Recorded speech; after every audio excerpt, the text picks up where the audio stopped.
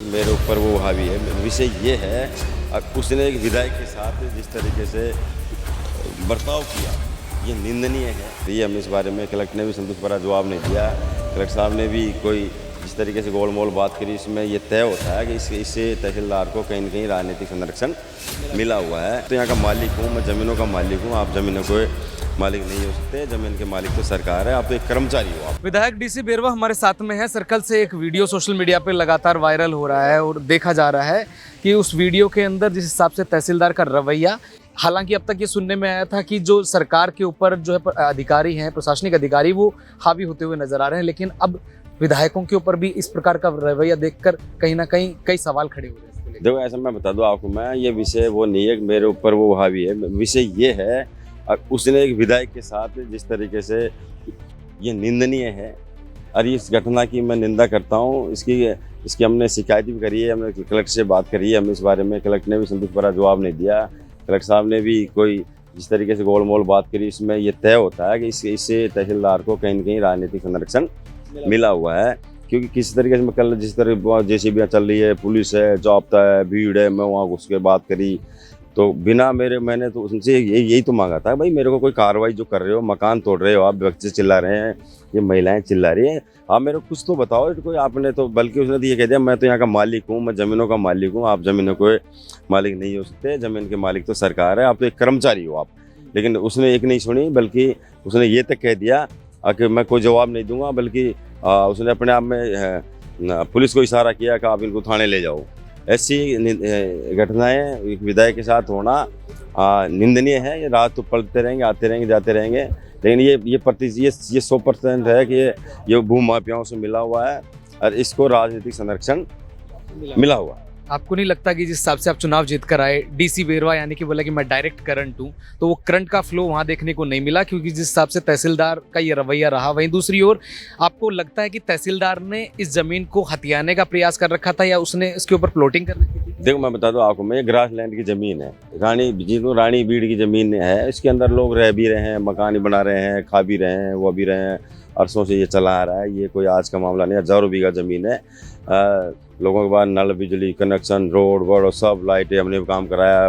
पूर्व सरकार ने खूब काम कराया इसके अंदर। ये सब चीज़ें ऐसी ये, लेकिन अभी तुरंत ही अभी 2-3 महीने पहले जैसे ये तहसीलदार आया है और ये जिस तरह से कार्रवाई कर रहा, बिना उसके सूचना के, कलेक्टर जैसे लोग बोलने के लिए तैयार नहीं है, तो इससे ये जाहिर होता है कि ये कहीं न कहीं इसको राजनीतिक संरक्षण मिला हुआ है। क्योंकि ये ऐसा बर्ताव नहीं कर सकता कि हम उस सदन से आते हैं जहाँ राजस्थान चलता है, पूरा प्रदेश चलता है, उस सदन से आते हैं।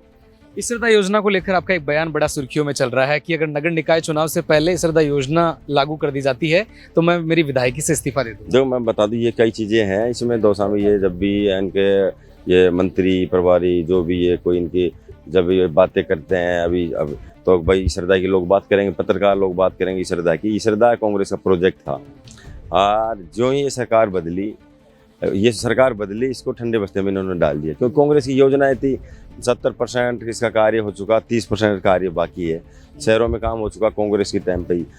गाँवों की लाइनें डलती है, जो सेकंड फेज का टेंडर भी हो गए, लेकिन इसको ये इनकी मंशा नहीं है। क्योंकि बीच में भी जो 5 साल हमारी सरकार नहीं रही, इसको पूरी स्कीम को इन्होंने ठंडे बस्ते में डाल दिया था। ये तो हाल ही में इन्होंने दावा किया था, जिस दिन मैंने बयान दिया, इन्होंने दावा किया, इनके मंत्रियों ने, अधिकारियों वहाँ भी, साहब हम इनको चुनाव से पहले हमें ये आपको इसरदा का इससे कर देगा। लेकिन मैं आज भी मैं ये दावे के साथ कह सकता हूँ, तो ये जो भी जो चुनाव आ रहा है मार्च अप्रैल तक, ये एक बूंद नहीं ला सकते इसरदा की वहाँ तक।